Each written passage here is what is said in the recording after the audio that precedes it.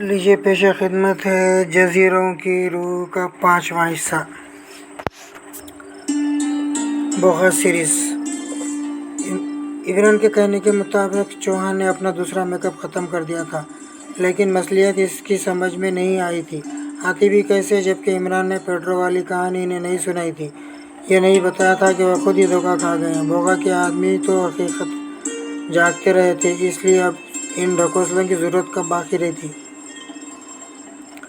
और शायद इसने अपने दानस में अच्छा ही किया था कि इन्हें इसकी हवा भी नहीं लगने दी थी, वरना शायद रॉबर्टो तो खोपड़ी से बाहर होकर इस पर फायरिंग करने से भी गुरेज न करता। सफदर और जूलिया की रवानगी को भी आधा घंटा गुजर गया था और रात इनके सरों पर किसी खबीस रूह की तरह मुसल्लत होती जा रही थी। एक बैग इन्होंने कदमों की आहटें सुनी और चौंक कर खड़े हो गए।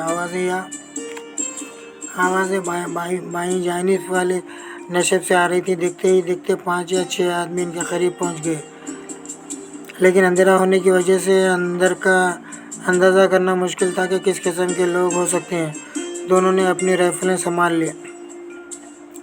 फर्नांडो, इनमें से किसी ने आवाज़ दी।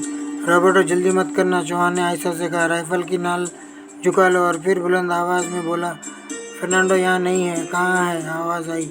बहुत देर हुई। वो मोटा और हेनरी जंगल में गए थे, अभी तक वापस नहीं आए, चौहान ने जवाब दिया। तुम कौन हो? कैदी। तुम अपनी राइफल ज़मीन पर डाल दो, तहमकाना लहजे में कहा गया। रॉबर्टो, राइफल गिरा दो, चौहान ने कहा।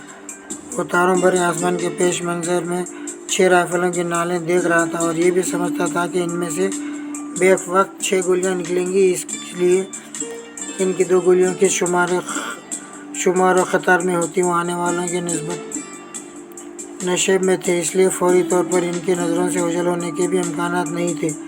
रॉबर्टो ने गुस्सैली आवाज़ में निकालते हुए राइफल ज़मीन पर डाल दी। जल्दी वो 3-6 राइफलों के नरके में आ गए। तब इनमें से एक ने टार्च रोशन की। ओ, ये कौन है?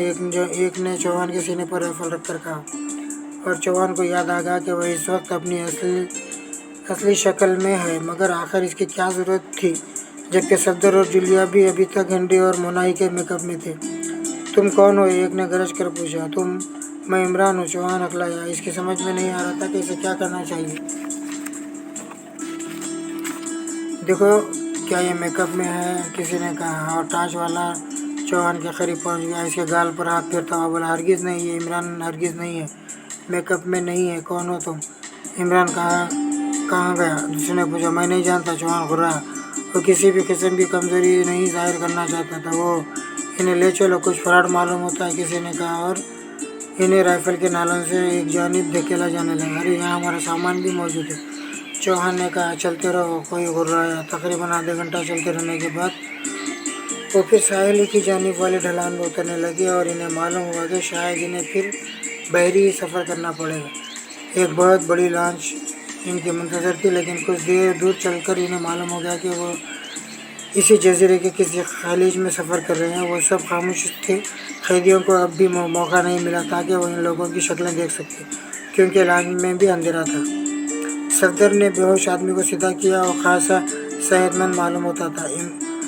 उम्र 30 या 40 के दरमियान रही होगी। लिबास जहाज़ियों का सा था, बाजों पर गदे हुए थे, लेकिन इसकी कौमियत का अंदाज़ा लगाना मुश्किल ही था।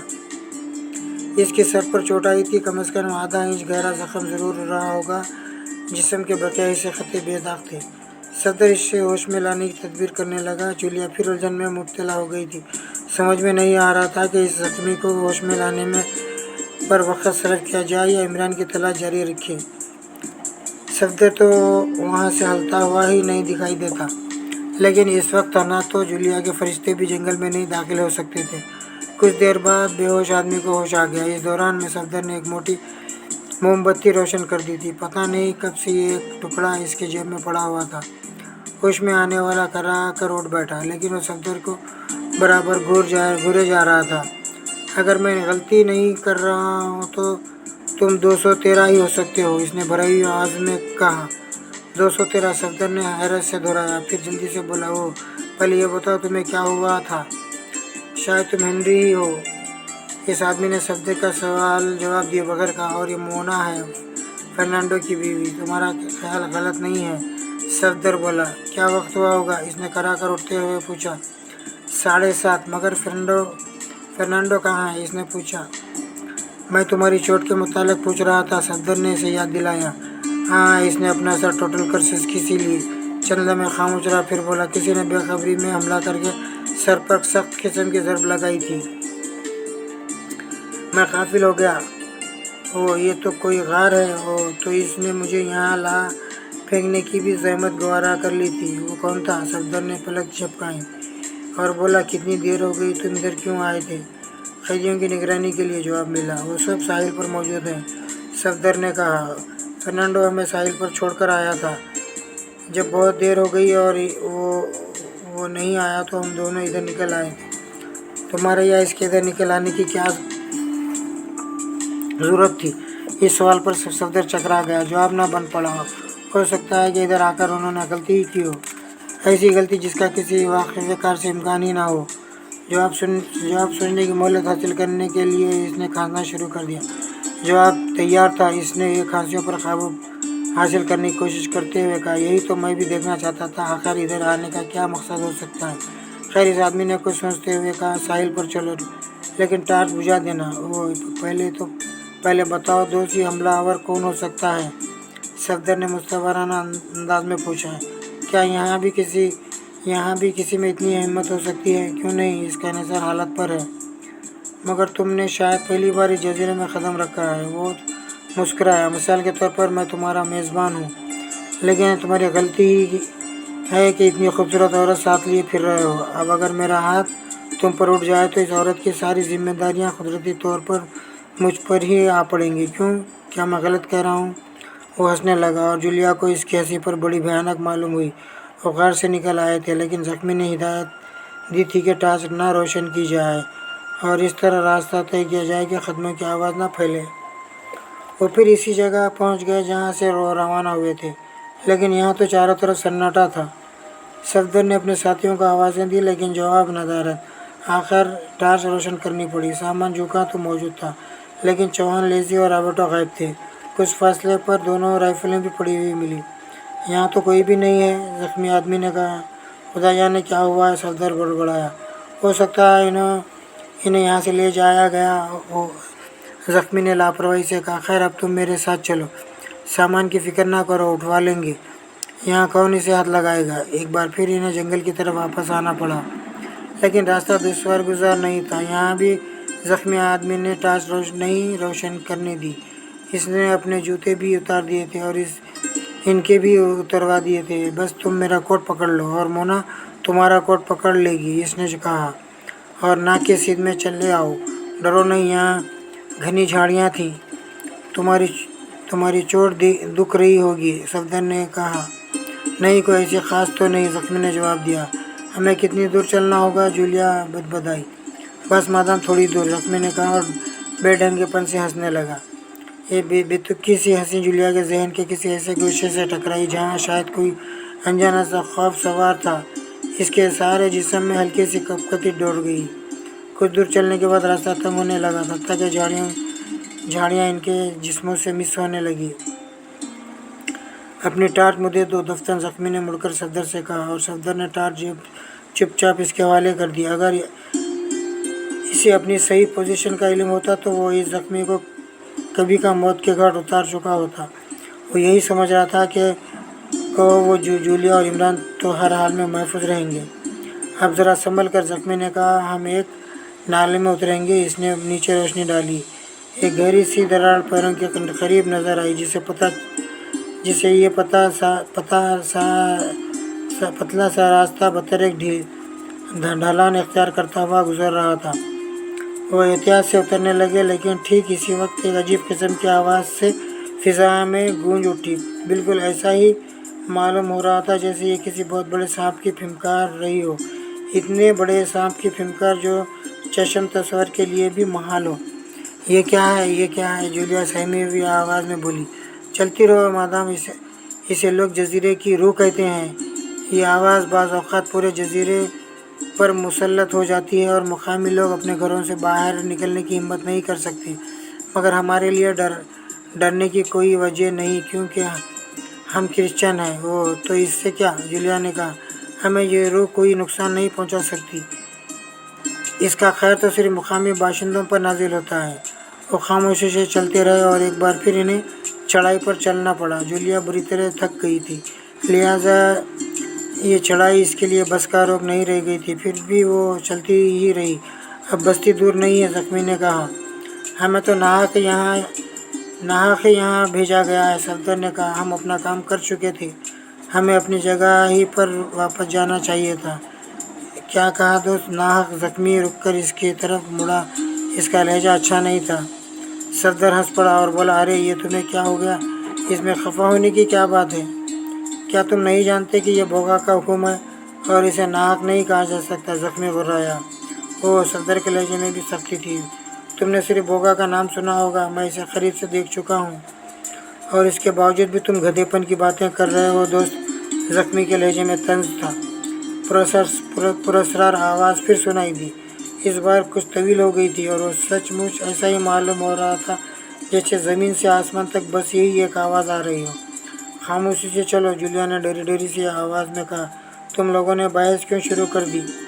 जख्मी फिर हंसा और इस बार भी जूलिया को इसकी हंसी डरावनी ही मालूम हुई। वो ऐसी जगह पहुंच चुके थे जहां से बस्ती के चिराग साफ नजर आ रहे थे।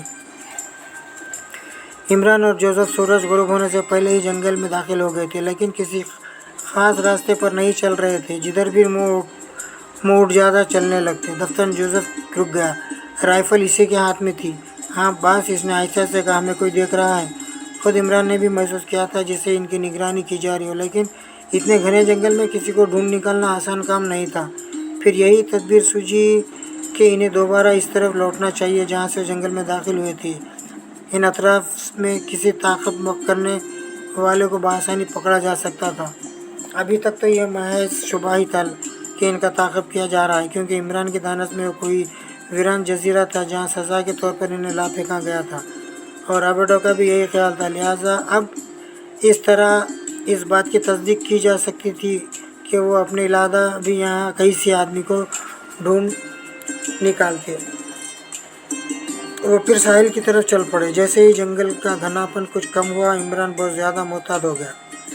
जोसेफ इसके पीछे पीछे चल रहा था। एक बैग इमरान ने घर घर खरखराहट सुनी और फिर ऐसी आवाज़ आई जैसे कोई करीबी झाड़ी में गिरा हो। जब तक इमरान इस तरफ मुतवज्जो होता, जोसेफ छलांग मारकर झाड़ी के करीब पहुंच चुका था। चश्म जन में राइफल का कंधा बुलंद हुआ और झाड़ियों को चीरता हुआ किसी चीज़ से टकराया। फिर किसी की कर्रा सुनी गई। अरे वो गधे, ये क्या किया? इमरान जोसेफ को झंझोड़ कर बोला, जो ताक़ब करने वाले का सर फाड़ चुका था। शायद इस नामालूम आदमी की शामत ही आ गई थी। ना वो बेखबरी में किसी चीज़ से ठोकर खा कर गिरता और ना जोसेफ राइफल के खंधे से इसका सर फाड़ देता। अब वो ज़मीन पर बेहरकत पड़ा था। अबे ये कई घंटे के लिए सोया। इमरान इसके सर के ज़ख्म का जायज़ा लेकर बोला, सब चौपट कर दिया तूने काले शुतुरमुर्ग। हो सकता है कि ये कुछ देर बाद मर ही जाए। बेहोश आदमी से बहुत कुछ मालूम हो सकता था, लेकिन जोसेफ की जल्दबाजी ने खेल बिगाड़ दिया। अब इसके अलावा और कोई चारा नहीं रह गया था कि इसे वहीं पड़ा रहने दिया जाता या कहीं और ले जाकर छुपा दिया जाता। यह बात तो 10 मिनट के अंदर ही अंदर पाए सबूत तक पहुंच गई थी कि वह तन्हा ही था, वरना ऐसे मौके पर इसके साथी की इसकी मदद ज़रूर करते। बलाखिर उन्होंने इसे करीबी गार में डाल दिया। इमरान के पास इतना वक्त नहीं था कि वो वहीं रुककर इसके होश में आने का इंतज़ार करता। वो एक बार फिर जंगल में घुस पड़े, लेकिन इमरान की समझ में अभी तक नहीं आया था कि जोसेफ इन जंगलों में क्या तलाश करता फिर रहा है। इसका अंदाज़ा बिल्कुल ऐसा ही था जैसे इसे किसी ख़ास चीज़ की तलाश हो। बाज़ वक़्त वो चलते चलते रुक कर झुकता और घास फूस के झगड़ों पे कुछ तलाश करने लगता। आखिरकार इमरान पूछ ही बैठा, ओ बास, जोसेफ ने ठंडी सांस लेकर, जो मुझे शिपलाली की तलाश है। ये क्या भला है? घास होती है, ख्वाह पीस कर पियो, ख्वाह यूं ही चबो, तबीयत खुश रहती है। दूसरे तो ढेर भी हो सकते हैं, मगर मैं सिर्फ मगन रहूँगा। और तुम्हें भी ना सोचना पड़ेगा कि इस खबीस जोसेफ के लिए यहाँ इस वीराने में बोतलें कहाँ से मुहैया की जाएँ। अभी वो जोसेफ के बच्चे, क्या तुझे यकीन है कि तू यहाँ से ज़िंदा बचकर जा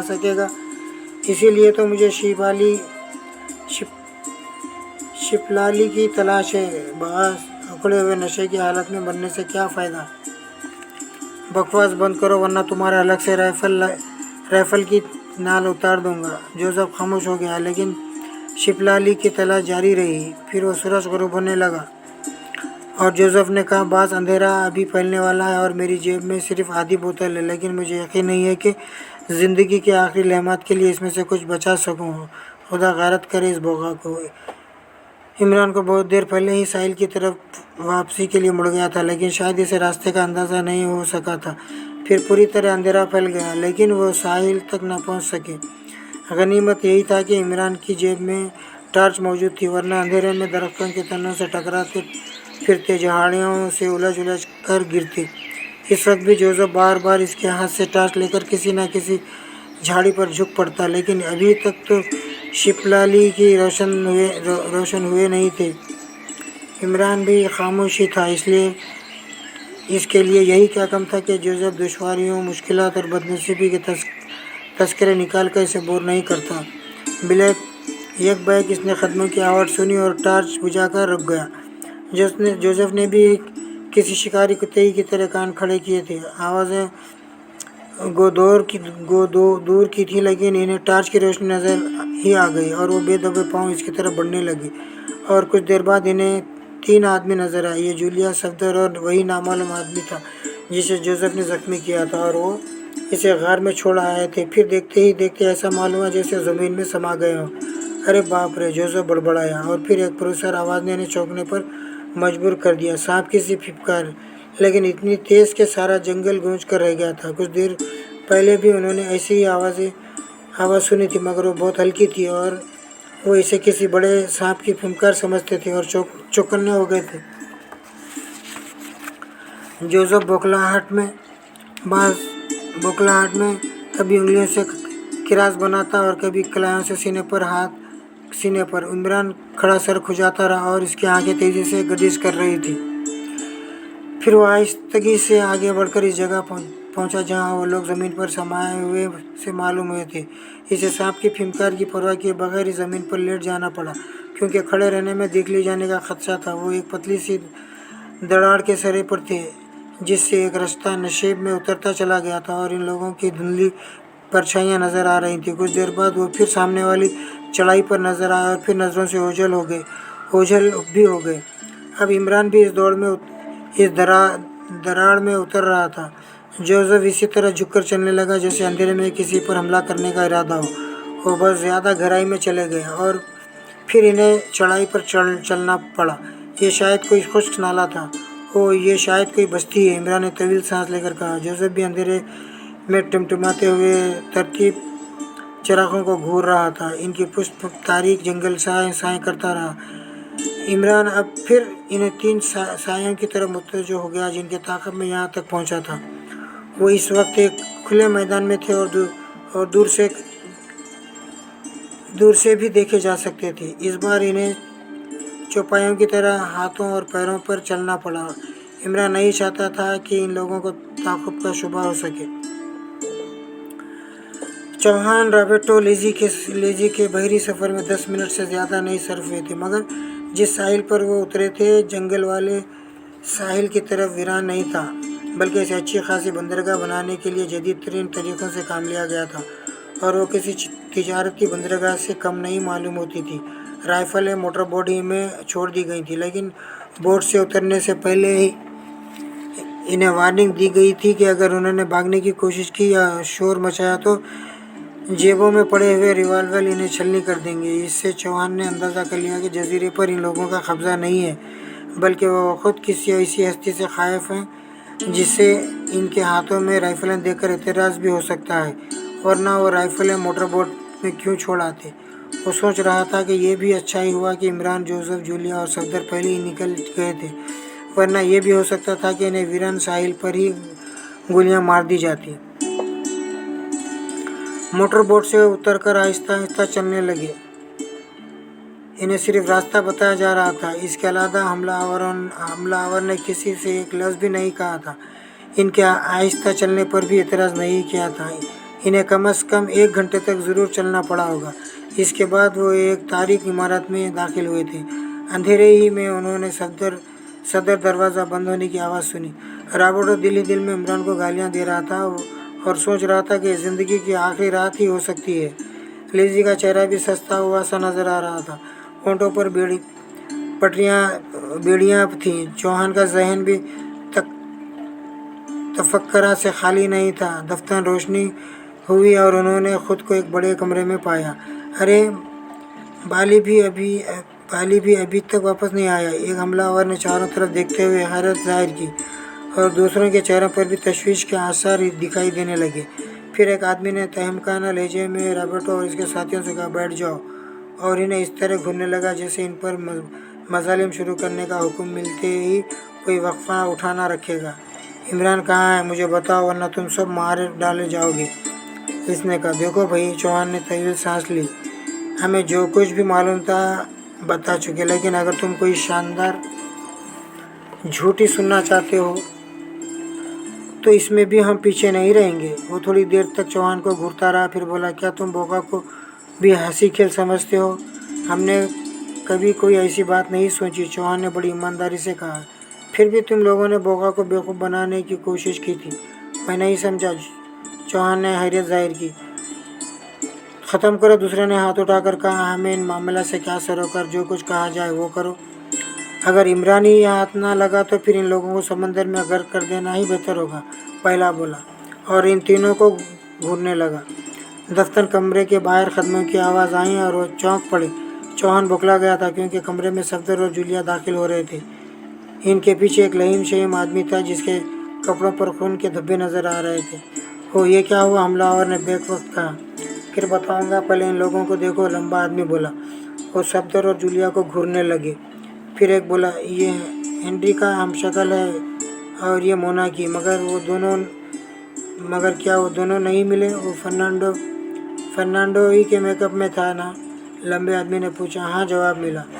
तब मैंने इसे और लंबे सियाह आदमी को जंगल में देखा था और छुपकर ये मालूम करने की कोशिश कर रहा था कि इसके बकिया आदमी कहाँ है। शायद काले आदमी ने मुझे देख लिया था और फिर इतनी तेज़ी से हमला किया कि मैं संभल ना सका। इसने शायद मेरे सर पर राइफल का कंधा मारा था, मैं बेहोश हो गया। फिर इसने बताया कि सफदर और जूलिया से कैसे मुलाकात हुई थी। सफदर समझ गया कि खेल ख़त्म हो चुका है और वो पहचान लिए गए हैं, लेकिन कैसे? क्या रॉबर्टो की हरकत हो सकती है? रॉबर्टो इमरान के खिलाफ अपना गुस्सा भी ज़ाहिर कर चुका था। इसने लिज़ी और रॉबर्टो को बगौर देखा और ये भी महसूस किया कि हमलावरों के मुखातब वो नहीं है, बल्कि इमरान के मुतालिक सवालात चौहानी से पूछे जा रहे हैं। तो फिर ये रॉबर्टो ही हो सकता है जिसने इन्हें हकीकत से आगाह किया है। ठहरो, दफ्तर वो हाथ उठाकर बोला, तुम लोग ख्वाह अपना वक्त ज़ाया कर रहे हो। हम लोग तो तनख्वाहदार हैं। इमरान हमें खुद उंगलियों पर नचाता रहता है, लेकिन इतना ज़रूर जानते हैं कि अब वो तुम्हारे हाथ ना आ सकेगा। जो शख्स बोगा से टकराने का दावा रखता हो तुम्हें कब ज़ाहिर में लाएगा? बोगा से टकराने का दावा रखता हो? लंबे आदमी ने हैरत से दोहराया। क्या तुम नहीं जानते?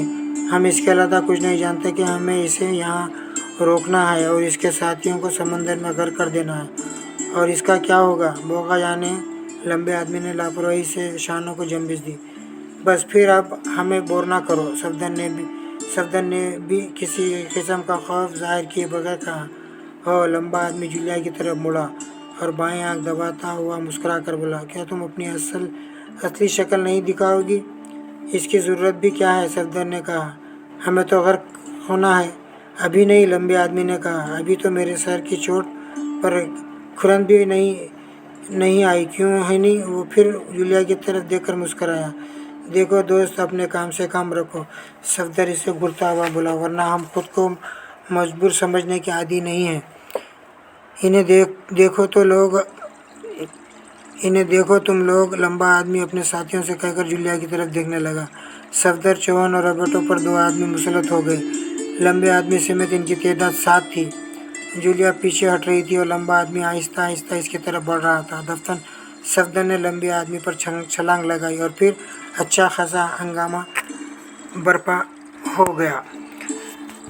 और यहाँ पर मैं ख़त्म कर रहा हूँ और आगे आखिरी पार्ट नंबर 6 में समाप्त फरमाइए। مکمل کہانی 6 نمبر میں ہو جائے گی انشاءاللہ.